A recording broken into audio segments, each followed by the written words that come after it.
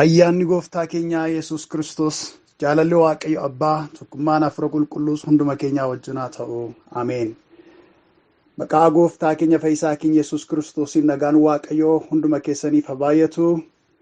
Kun barumsa walitti fufaa gama tajaajila sararaa qilleensaatti tokkummaa amantootaa humna wangeelaa irraati qophaa'ee waldaalee gama onlaayinii jiran tokkummaa kana jalatti jiran hundumaaf kan tamsa'u barumsa dubbii Waaqayyooti.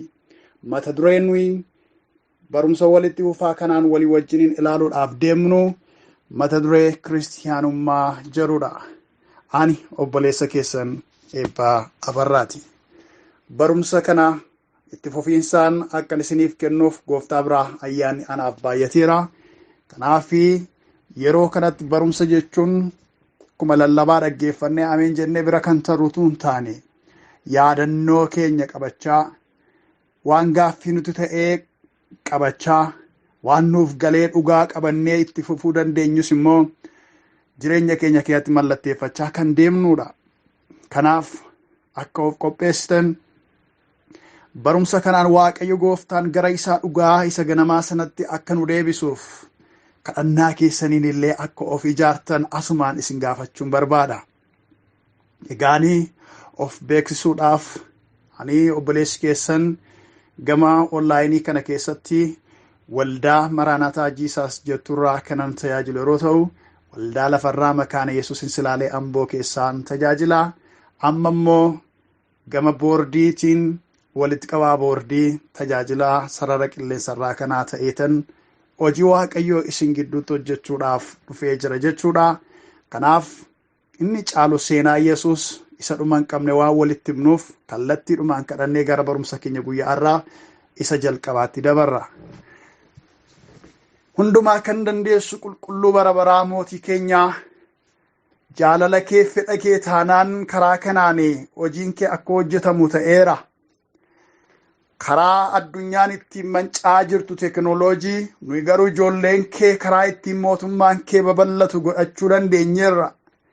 Kun ayyaanni kun si biraa nuuf ta'e malee cimina keenyarraa dandeettii keenyarraa beekumsa keenyarraa miti.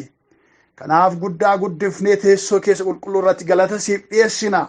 Maqaa gooftaa Yesuusiin galanni siif haa ta'u.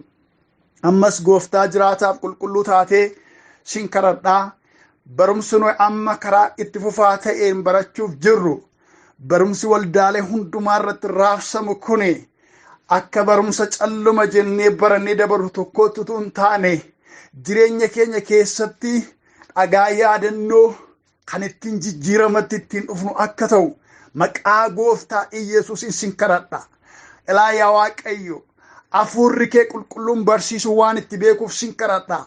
Anas ta'e dhaloota barumsa kana baratan akka jijjiirtu akka ittiin haaressitu icciitii kristaanummaadhaa hubachiisuudhaan jireenya tokko keenya keessatti jijjiirama dinqiisaa akka fiddu maqaa gooftaa Yesuusiin ani sin kadhadha. Dhugaan kee kun dhaloota bira akka hin geenyeef tooftaa garaagaraatiin haxxummaa garaagaraatiin dhaloota kan dawweessu dhaloota kan joonjessu dhugaa kee bira kan dabarsu maqaa gooftaa Yesuus nama Naazreetiitiin raawwatee kan irraa cabe haa ta'u. Hafuurri abaarsa diiyaabiloos kan ergu ergaan dukkana humna du'aa ka'u Yesuusin raawwatee irraa kan ifatame haa ta'u. Ijoolleen kee bilisummaadhaan dhugaa keetti ba'uu haa danda'an. Araarri kee nurratti haa baay'atu maqaa gooftaa Yesuusiitiin ameen. Egaan duratti akkuma isinitti dubbadhee barumsi kun barumsa mata duree itti fufaa ta'e yookiis immoo barumsa itti fufaa si'a tokko jalqabnee torban tokkotti kan xumurutu hin taane guyyaa kana torbaniin kan gadhiifamu waldaalee hundumaa irratti karaa geggeessitootaa kan raabsamudha. Kanaaf mata duree bal'aadhaa fi baay'ee nu adeemsisuu danda'u, baay'ee of nu ilaalchisuu danda'u, kiristiyaanota hundumaa, amantoota hundumaa giddugaleessa kan godhate walii wajjiniin ilaaluu jalqabna.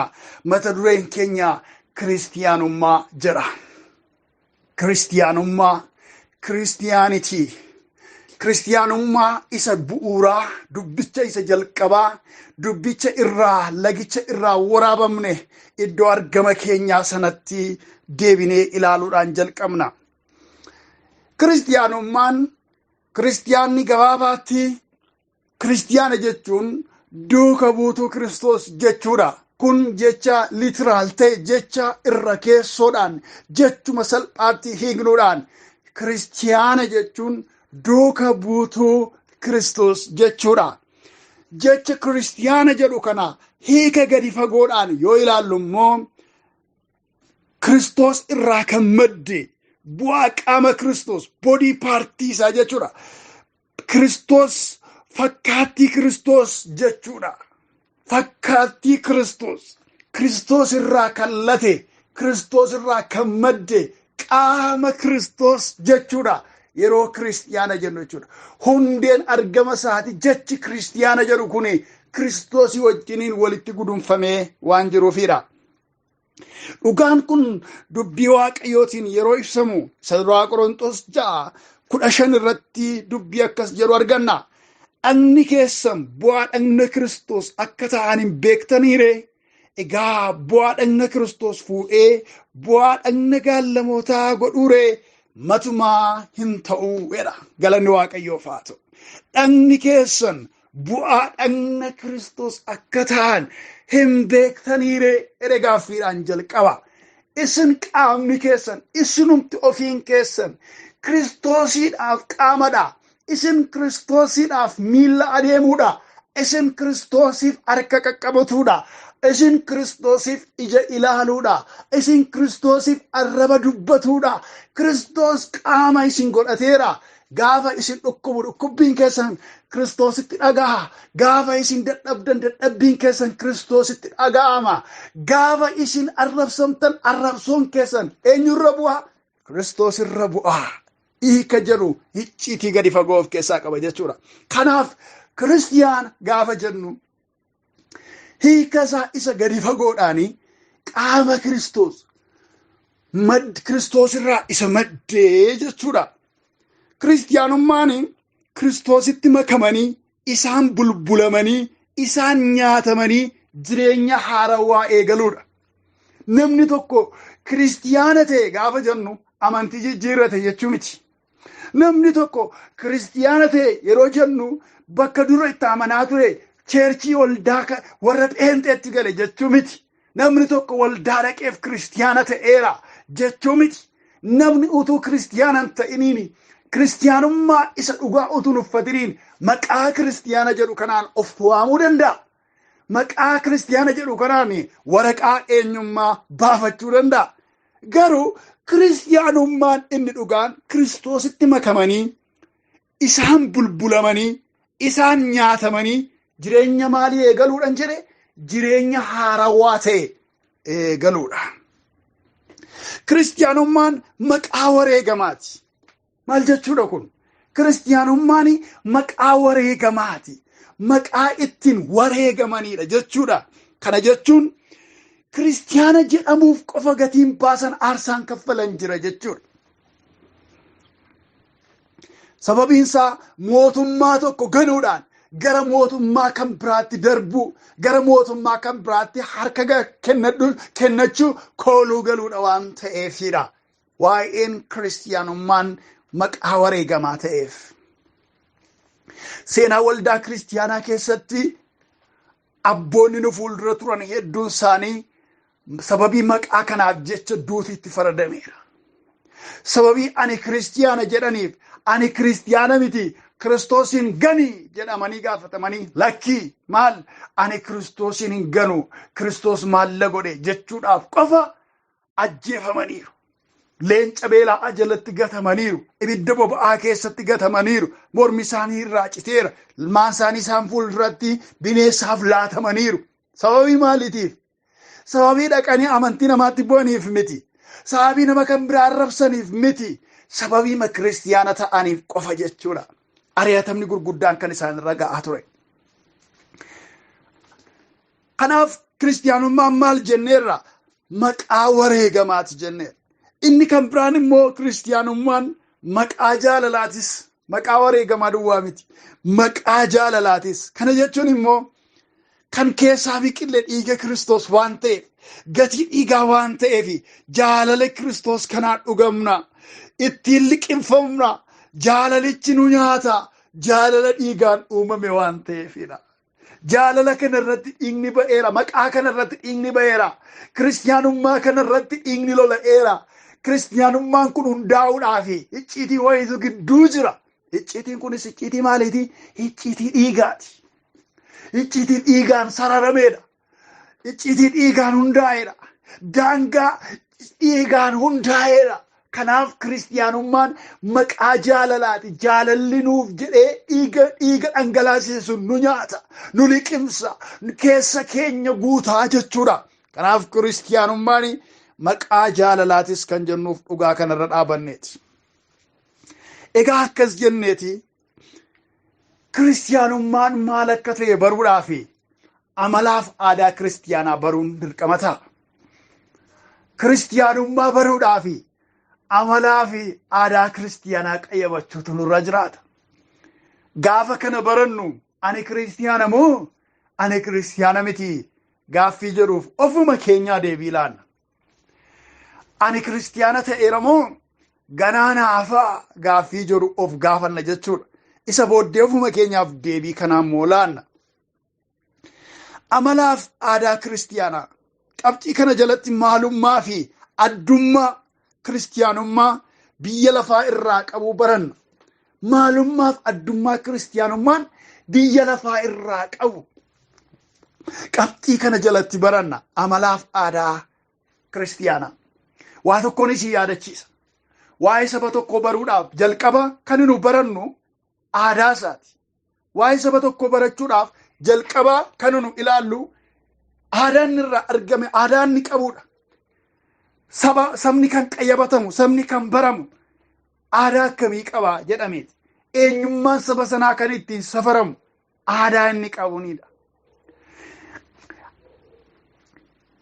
Sabni tokko saba kan biraarraa adda ba'ee kan inni ittiin baramu aadaa inni qabu sanaatiin jechuudha. Kanaaf warri seenaa qoratan, warri waa'ee namootaa, waa'ee sabaa qoratan kan isaan irratti xiyyeeffatan waa'ee saba sanaa maalummaa isaanii baruudhaaf gidduu isaanii galanii akkaataa isaan itti nyaatan aadaa nyaata isaanii, akkaataa isaan itti uffatan aadaa uffata isaanii, akkaataa isaan itti cidha geggeeffatan aadaa sirna gaa'ila isaanii, akkaataa isaan itti du'aa isaanii awwaallatan aadaa sirna du'aa ga'ii isaan geggeeffatanii qayyabatu jechuudha. Sanarratti hunda'aniiti sabni kun kana jedhanii dubbachuu kan danda'an. Sanarratti hunda'aniiti sabni kun kana jedhanii waamuu kan danda'an. Maalummaan saba sanaa kan ittiin safaramu amala isaati, aadaa isaa irratti hundaa'eeti, barsiifata isaa irratti hundaa'eeti. Yoos kiristiyaanummaa baruudhaaf nus amalaaf aadaa kiristiyaanaa baruu qabna jechuudha. Amalaaf aadaa kiristiyaanaa biyyi nu dhannee qayyabannu biyya eessaati? Kiristiyaanummaan Itoophiyaan biyya kiristiyaanaa waan jedhamtuufi tarii immoo biyyoonni ba'a fagoo biyyoota kiristiyaanaa waan jedhamaniifi yookiin gara Itoophiyaa dhufanii yookiin immoo gara biyyoota ba'a fagoo naannoowwan Israa'el Palestaan deemnee qorannee kiristiyaanummaan kanaa jennee barraa aadaa isaanii baruudhaaf eessa dhanneeti? Amalaaf aadaa kiristiyaanaa biyyi nu dhannee qayyabannu yoo jiraate macaafa qulqulluudha. Sagalee Waaqayyooti as keessatti ilaalla jechuudha. Amalaaf aadaa kiristiyaanaa immoo gaafa kaafnu amalaaf aadaa Kiristoos kaasuu keenya sababiin isaa kiristiyaanummaan Kiristoos irraa waallateef. Sababiin isaa kiristiyaanummaan Kiristoosiin alatti jiraachuu hin danda'u waan ta'eef. Amalliif aadaan Kiristoos kan isarraa mul'anne kiristiyaanummaan isaa gaaffiidha. amalliif aadaan Kiristoos kan irraan calaqqisne kiristiyaanni kiristiyaanummaan isaa ganaa gaaffii jala jira.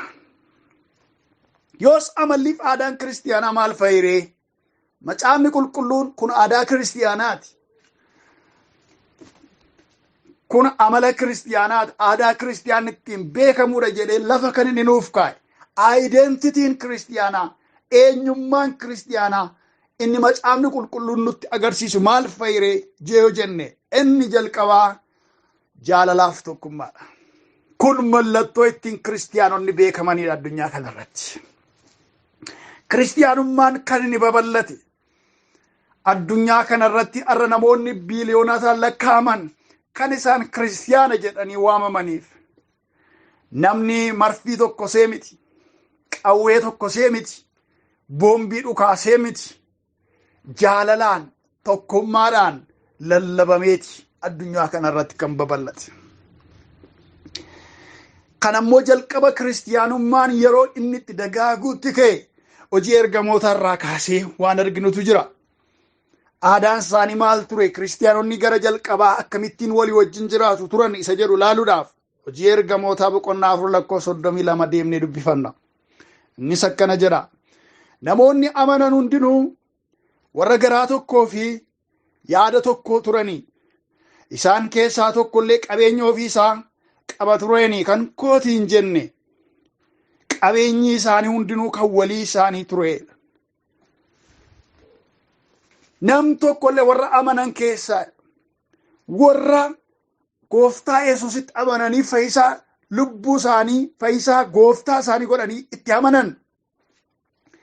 Isaan kun hundinuu warra garaa tokkoo fi yaada tokkoo turanidha. Warra garaa tokkoo fi yaada tokko garaa kan walii hin hanne. Yaadni isaanii kan hin faffacaane warra yaada tokko warra garaa tokko turanidha. Namni qabeenya isaa duraan qaba ture tokkoon idda tokko ta'anii booddee kun sangaa kooti, kun hoolaa kooti, kun makiinaa kooti, kun farda kooti namni jedhu isaan gidduun turre. Waan isaan qaban hundumtuu kan keenya jedhanii waamu. Birriin mana keenya keessa jiru kan eenyuuti? Kan keenya jedhanii waammatu. Maallaqni walitti qabnee mana keenya keessa jiru kan eenyuuti? Kan keenya jedhanii waamu turan.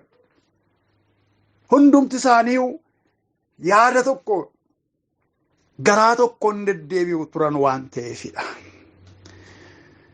Jaalalliif tokkummaan kun akkamittiin mul'ata? Karaa kamiin mul'ata yoo jettanii karaan ittiin ibsamu wal gargaaruudhaan, waliif dhiisuudhaan, wal danda'uudhaanidha. Jaalala nuu kenni, tokkummaa nuu kenni, jaalala qabna, tokkummaa qabna jechuudhaan kan mul'atu duwwaa utuu hin taane jaalalliif tokkummaan kiristiyaanota gidduu aadaan kun karaan ittiin calaqqisu aadaa wal gargaaruutiin, aadaa namni tokko yoo balleesse dhiifama walii gochuutiin, aadaa wal danda'uutiin, namni dadhabbii qabu waan jiruuf, namni hirrina qabu waan jiruufi aadaa isaan ittiin beekaman karaan ittiin ibsamu gamoota kanaan jechuudha. Gama kamiin? Gama wal gargaaruutiin. Garaa walittiin jabaatu jechuudha kiristiyaan. Utoo obboleessi isaa dhidhiittatee du'u dhimma koo miti jedhee achi ilaalee hin darbu. Sababiin isaa qabeenyi gola kee keessa jiru kan kooti jedhee lakkaa'a. Konkolaataan balbala kee jiru kan kooti jedhee lakkaa'a. Qarshiin kenni baankii keessa jiru kan kooti kan keenya jedhaniitu wal ilaalu waan ta'eef wal gargaaru. Kun aadaa isaaniiti. Amala kiristiyaanaati. Inni nurraa irraa baranne, inni nurraa latne Kiristoos aadaan inni nu dhaalchise yoo jiraate jaalalaaf tokkummaadha. Kunis wal gargaaruudha. Namni tokko badii hin godha. Namoota wajjin waan jiraannuuf hirrinni hin jiraata. Namoota akka keenyaa wajjin waan jiraannuuf namoota akkuma nu dadhabbii mataa keenyaa qabnu namooti nu wajjin hin jiraannus dadhabbii mataa isaanii qabu. Kanaaf jecha dogoggorri in uumama, badiin in uumama, jechoonni itti yaadamne, jechoonni nu madaalle arraba keenya irraa gara obboleessa keenya gara obboleettii keenyaatti in murtixxifama. Haa ta'u malee kun karaa inni ittiin hiikamu deebisanii arraba hamaa murtixxisuudhaaf miti. Deebi'anii jecha hamaa sanarra ulfaatu barbaadanii ittiin amalee wal cabsuudhaaf miti. Maalii dharee dhiifama gochuudhaan. Kun aadaa kiristiyaanaati. Karaa ittiin aadaan kiristiyaanotaa bakkeetti ba'ee mul'atudha. Inni kan biraan wal danda'uudha. Akkuma duraan jedhe wal danda'uudha. hirrina isaa wajjiniin obboleettii ofii baatanii deemuudha. Hirrina ishee wajjiniin obboleessa ofii baatanii deemuudha. Hirrina isaa wajjiniin abbaa manaa ofii baatanii deemuudha. Hirrina ishee wajjin haadha warraa ofii baatanii deemuudha. Hirrina isaanii wajjiniin ijoollee ofii baatanii deemuudha. Hirrina isaanii wajjin abbaa fi haadha ofii obbolaa ofii baatanii deemuudha. Hirrina isaanii wajjiniin saba geggeessan baatanii deemuudha. Hirrina isaanii wajjiniin geggeessota qabanii wajjin deemuudha. Maalidha? Wal danda'u, garaa walii bal'achuudha jechuudha. Sagalee Waaqayyoo Qolaasaayis 3:13 irratti akkana jedha. Waliif danda'a. Namni tokko isa kaan yoo komate waliif dhiisaa. Gooftaan akkuma isiniif dhiise isinis immoo waliif dhiisaadha. Maal jedha Phaawulos warra Qolaasaayis kanaan? Isin gooftaarraa bartanii. Yesuustuu waa'ee dhiifamaa beekaa. Yesuustuu araara gochuu isin barsiise. Araara gochuu kana isarraa dhaaltanii. Kanaaf aadaan kun aadaa isa biraa dhufeedha. Walii keessan danda'a. Waliif danda'a. Isin keessaa namni tokko yoo isa kaan komate waliif dhiisaa. Sababiin isaa gooftaatu isiniif dhiise waan ta'eef. Dhiifama gochuu isarraa bartan waan ta'eef jedha. Waan nama ajaa'ibu amalaaf aadaa kiristaanummaa kana jechuunis tokkummaaf jaalalli gooftaan ijoollee isaaf dabarse sadan tokkummaadhaa wajjiniin wal fakkaateeti. Kun dubbii cimaadha. Irra deebi'een dubbadhaa na dhaggeeffadhaa. Jaalalliif tokkummaan gooftaan Iyesuus ijoollee isaatiif kiristaanotaaf dabarse tokkummaa sillaasee gidduu jiru, tokkummaa sadan tokkummaa gidduu jiru wajjiniin wal fakkeeffameeti. Tokkummaa akkasii dabarse Yesuus ilmi Waaqayyoodha. Waaqayyo ayyaana isaatiin hunda keenya haa gargaaru. Maal jechuudha? Mee dursee sagalee Waaqayyoon dubbisa. Yohaannis 17:22. Wangeela Yohaannis boqonnaa 17:22. Akkana jedha. Akkuma nuyi tokko taane isaanis tokko haa ta'anii fi ulfina ati anaaf kennite isaaniif kenneera. Ameen. Jecha kana ilma Waaqayyoo Yesuus dubbate. Kan inni jechaa jirus abbaa isaatti kadhannaa kana kadhata. Abbaa isaatti dubbata. Abbaa isaatiin maal jedhe? Akkuma nuyi tokko taane isaanis tokko haa ta'aniif jedha. Ilaala. Akkuma nuyi tokko taane kiristaanonni duuka buutonni koo tokko haa ta'aniif jecha jedhu argina. Eenyutu tokko? Waaqayyo abbaa, Waaqayyo ilmaa, Waaqayyo hafuurri qulqulluun tokkodha. Kunis kanaan dura warri barumsa amantii cimsannaa yookiis barumsa fayyinaa barattanii qubanii qabdu. Warri ganaa barattan immoo gadi fageenyaan ganaa barattu. Waaqayyo qaama sadiin kan mul'ate waaqummaadhaan kan tokko ta'e Waaqayyoodha. Kanaaf sadan tokkummaa yookiis sillaasee yookiis trinity jennee afaan Ingiliffaatiinis kan dubbannu waa isa kanaati jechuudha. Waaqayyo qaamaan yookiis personally yookaan in person gaafa jennu sadii ta'ee mul'ate. Waaqummaadhaan immoo malakotaawiidhaan immoo waaqa tokkodha.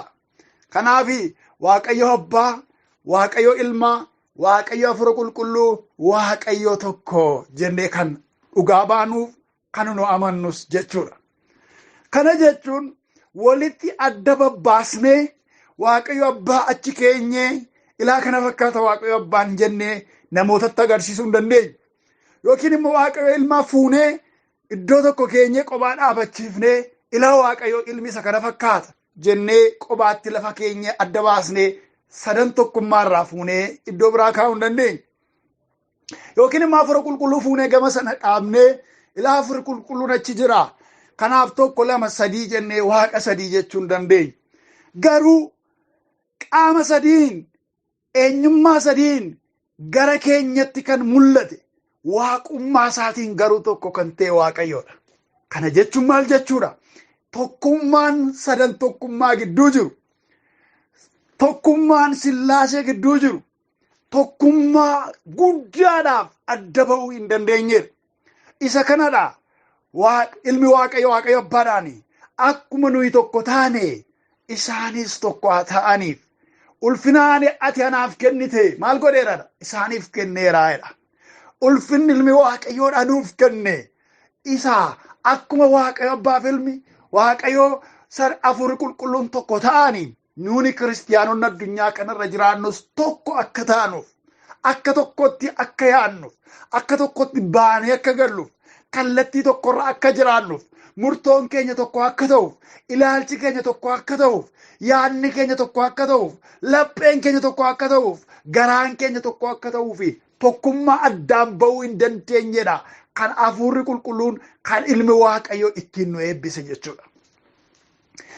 Kun egaa filannoo keenya yookiin itti fayyadamnee yookiin immoo tunnan fayyadu jennee kan adda baafnu tun taane yoo kiristiyaana taane aadaan nurraa mul'atu isa kanaadha jechuudha. Yoo kiristiyaanota taane aadaan nurraa calaqqisu iji nurraa calaqqisu isa kanaadha jechuudha. Aadaan kiristiyaanotaa inni lammaffaan immoo qulqullummaadha. Qulqullummaadha. Aadaan kiristiyaanota biraa argamu. Amalliif aadaan kiristiyaanni ittiin beekamu. Shittoon kiristiyaanirraa urgaa'u. Fooliin kiristiyaanirraa urgaa'u. Waaqayyo abbaatti kan urgaa'u. Walii isaanii gidduutti kan urgaa'u. Waldaa kiristiyaanaa gidduudhaa shittoon urgaa'e irraa hin dabarre kan kiristiyaanonni baattatanii deeman. Kiristiyaanummaa keessatti jechuudha qulqullummaadha. Amalliif aadaan kiristiyaanaa kan kiristiyaanonni ittiin beekaman kan biraarraa adda kan isaan ta'an qulqullummaadha. Mattaawoqiyaa keenyadha jechuudha. ID kaardii keenyadha jechuudha.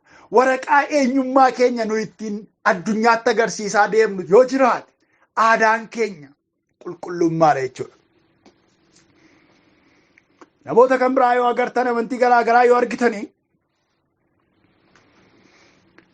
amantii qabna jedhu waa'ee amantii isaanii yoo itti kaastan ammuma aarii hamaa keessa galanii nan duudhanii lafa ciru amantii koo nan jaalladha jedhu garuu waa'ee qulqullummaa yoo ilaaltan dhimma isaanii miti. Barbaadan hin dhuguu, yoo barbaadan hin xuuxuu, yoo barbaadan hin ejjuu, iddoo barbaadan buluu, akka barbaadan itti sirbu garuu amantii qabnadhanii immoo dhaadatu. Nan du'a amantii kootiif jedhu.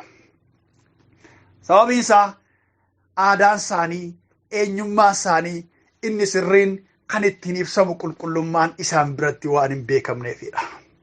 Qulqullummaan isaan biratti gowwummaadha waan ta'eef, faaraa ta'uudha waan ta'eef, isaaniif hin galleedha warra jedhaman warra ittiin jedhan warri qulqullummaa duukaa rakkatan waan ta'eef isaan akkasatti mul'atan. Kiristiyaanota biratti garuu akkas miti. Qulqullummaan kan ittiin guddachaa deeman, kan ittiin fiixa ba'aa deeman, kan ittiin caalaatti mul'achaa deeman, qaama guddachuu danda'u, tokkummaa aadaa guddachuu danda'u, amala guddachuu danda'udha. Sagalee Waaqayyoo keessaatii nan dubbisa. Maatiyos 5:48 irraa dubbii akkas jedhutu jira. Egaa abbaan keessan inni Waaqa irraa mudaa malee akkuma ta'e isinis warra mudaa hin qabne ta'a. Hiika abbaa gammachiisu immoo jechaan akkas jedha. Kan Waaqa abbaan keessan qulqulluu akkuma ta'e isinis qulqulloota ta'a jedha. Mudaa malee jira hiikee haalaan immoo. Tokkumaadha jechoonni kun waliin faalleessan. Jechoota wal ijaaranidha. Maal jedha? Inni Waaqi keessa jiraatu abbaan keessan qulqulluu akkuma ta'e isinis qulqulloota ta'a. Yookiin immoo Waaqayyo abbaan keessan mudaa malee akkuma ta'e isinis mudaa malee ta'a jedha. Qulqullummaa abbaatti fakkeesse qulqullummaa nurraa barbaadamu gooftaa Yesus. Qulqullummaa Waaqayyo abbaatti fakkeesse kunis jecha cimaaf jecha dirribiidha sirriitti dhaggeeffadhaa. Qulqullummaan Waaqayyo nurraa barbaadu qulqullummaa isa kan Waaqayyo abbaatii wajjin wal fakkaatu akka ta'e gooftaa Yesus lallaba gaararraa keessatti buruusee adda baasee himeera. Inni Waaqa keessa jiraatu abbaan keessan inni ni jedhu Waaqayyo abbaadha. Bara baraan qulqulluu ta'ee kan jiraatu. amaloota isaa gara ilmaan namootaatti daddarbaniif akka daddarbaniif inni ayyame keessaa tokko kan ta'e qulqullummaa. Bara baraan qulqulluu ta'e inni jiraatu. Qulqullummaa inni nurraa barbaadu qulqullummaa Gabreeliin qabu miti. Qulqullummaa inni nurraa barbaadu qulqullummaa Mikaa'el ergamicharraa barbaadu jiru sana miti. Qulqullummaa inni nurraa barbaadu qulqullummaa ergamoota kan biroorraa barbaadamu miti. Qulqullummaan istaandaardii qulqullummaa Waaqayyoo ijoollee isaa warra karaa Yesuus Kiristoos lammaffaa dhalatanirraa eegu qulqullummaa isa kan ofii isaatiiti. Kanaaf kan Waaqa abbaan keessan qulqulluu akkuma ta'e warra mudaa hin qabne warra qulqulloota ta'an taa'edha. Firoota koo bara keenya kana keessa waa'ee qulqullummaa lallabuun gara duubaatti harkifataa jira. Kunis sababa gurguddaa lamarraa ka'eeti. Inni jalqabaa namoonni ofii isaaniitii jireenya qulqullummaatti duddagatanii jireenya cubbuudhaan borcameef laaqame waan jiraataniif haamilee ittiin danda'anii waa'ee qulqullummaa labsan dhabuurraa kan ka'edha. Inni lammaffaa immoo barsiisa dogoggoraatiin dogoggoraniiti. Namoonni bara kana keessa barumsa akkas jedhu qabatanii yeroo isaan sooshaal miidiyaa irraa dhaabbilee adda addaa waldaalee adda addaa keessaa miidiyaa mas miidiyaa garaagaraa irraa dhaga'aman argineera. Si'a tokko fayyiteetta kanaa booddee rakkoon hin jiru. Yoo cubbuu hojjettes hin baddu. Yoo cubbuu hojjettes inuma fayyita. Yoo cubbuu hojjettes ittuma fufta jedhanii barumsa dogoggoraa yeroo barsiisan argina. Kanammoo irra dibuudhaaf eenyummaa cubbuu hojjetu hin qabnu, eenyummaa cubbuu keessa kan galatu hin qabnu jedhanii yeroo irra diban immoo dhageenya.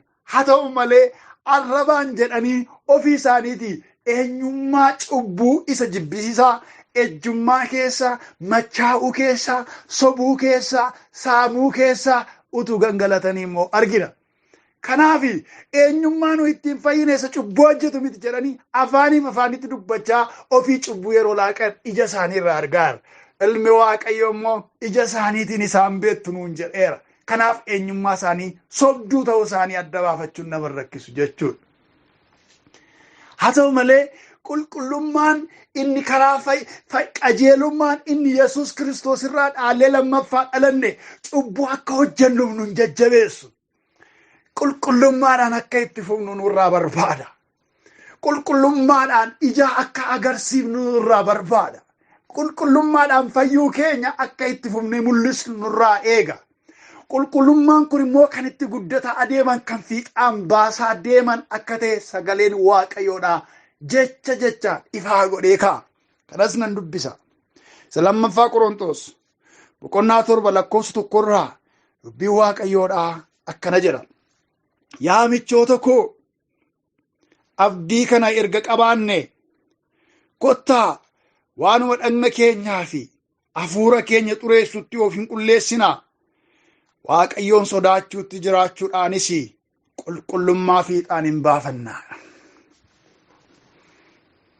Eenyutti dubbata yoo jettan namni Waaqayyoo kun Phaawulos kiristaanota lammaffaa dhalatanitti dubbata.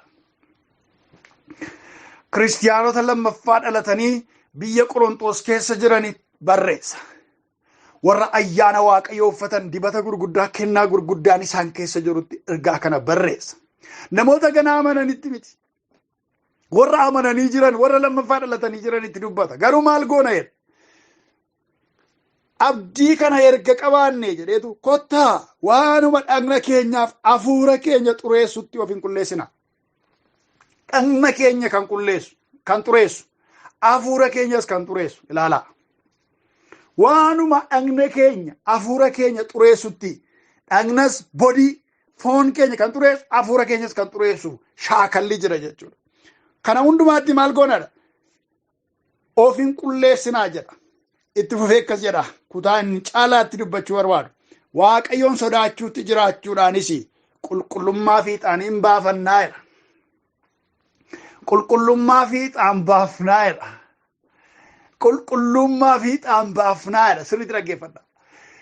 Maal gochuudhaan? Waaqayyoon sodaachuutti jiraachuudhaan qulqullummaa fiixaan baafnaa jedha. Qulqullummaan hin guddate jechuudha. Sadarkaa qaba jechuudha. fiixaan ba'a jechuudha. Gahee qabna jechuudha as keessatti sirriitti dhaggeeffadhaa. Kanaaf amalliif aadaan kiristaanotarraa Waaqayyo barbaadu namni kan Kiristoos ta'e aadaan ni qabaachuu qabu. Inni lammaffaan qulqullummaadha jechuudha. Yoo qulqullummaan hin jiraanne, yoo qulqullummaan mi'a naqataa keenyaa ta'ee morma keenyarraa hin calaqqisne, ganaa kiristaanummaan keenya gaaffii keessa jira. Nuni maqaa jijjiirranneerra ta'a malee jireenya hin jijjiirranne ta'a. Kun immoo kiristaanummaa keenya dhaqee gaaffii keessatti nu jalaa kuffisa. Kanaaf yeroo tokko yoo kiristaanota taane kiristaanummaas itti fufsiisuu barbaanne amalaaf aadaa kiristaanotaa kana qabaachuun nurra jiraata. Inni jalqabaa jaalalaaf tokkummaa, inni lammaffaan qulqullummaadha. Inni sadaffaan itti fufee jira.